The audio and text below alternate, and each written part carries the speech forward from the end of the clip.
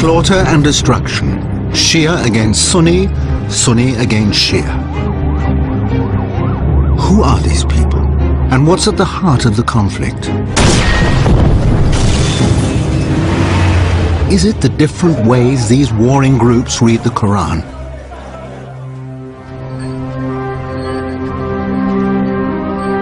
Diversity of tongues and colors is, in the words of the Quran, among the wonders of God's creation.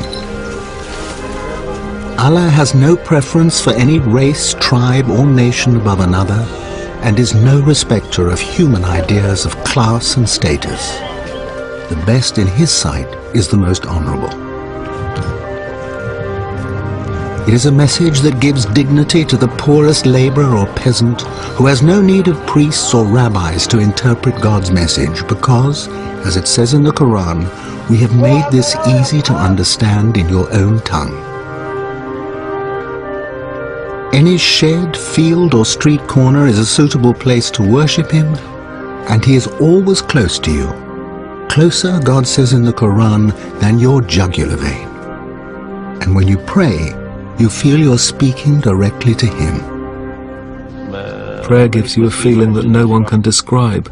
It's beyond human imagination. You feel you're in God's hands, in the hands of someone you love. You're not praying because you have to, or because you're frightened of Him. You're praying because you feel such love for Him. Whether prayer is private or communal, the idea that everyone has a direct personal relationship with God is at the heart of the message of the Quran and Sunni Muslim belief. And the Sunnis are the majority, roughly 85% of the worldwide Muslim community. But the God the Sunni worship may not be described in human language, nor represented in any art form, for that would be blasphemous. Yet sometimes the human heart yearns for more. For a faith you can touch and feel. For drama, for music, for ceremony, for great stories of sacrifice, pain, martyrdom and salvation.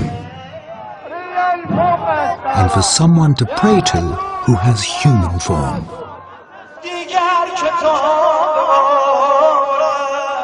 Shia Islam answers these needs. In the Iranian city of Qom, they're commemorating the murder of Ali, son-in-law of the Prophet Muhammad. The Shia revere Ali and his descendants as the Imams, following the bloodline of the Prophet. Down the generations, one Imam after another was murdered, until the 12th and last Imam, who disappeared in childhood and will return as the Mahdi, the Shia Messiah, to establish a perfect society on earth. But do these specific beliefs have any substance in the Quran? The answer is no. But from the earliest days of Islam until the 19th century, the Shia accused the Sunni of tahrif, falsification of the Quran, by altering key words which make it clear that God had chosen Ali and his descendants to succeed Muhammad as leaders of the Muslim community. The Quran that all Muslims read makes clear the direct personal relationship between man and God. But Shia Muslims believe there's an intermediary. The Iranian city of Mashhad, built around the magnificent shrine to Imam al-Reza, the 8th Imam, who was poisoned in the year 818.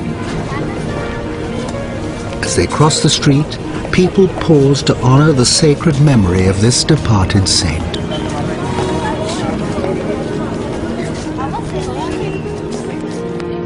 Shia pilgrims come to Mashhad from all over the world with gifts and donations and to pray to Imam al-Reza in the same way that Roman Catholics and Orthodox Christians pray to their saints for help, guidance and miracles of healing.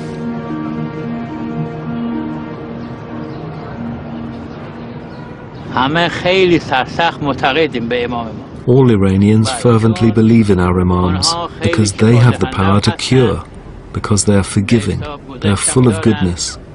We have complete faith in our imams and their descendants, all of them.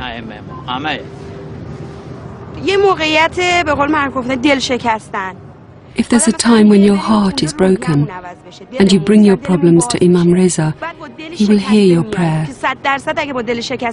He can unburden your heart and lift your spirits. But the Quran makes it so clear that your prayer should only be directed to God. When you want to reach God, you have to speak to the imams first so that they can mediate for you. And if you do it that way, God will give you a quicker answer to your request. At least, that's how it's been explained to us.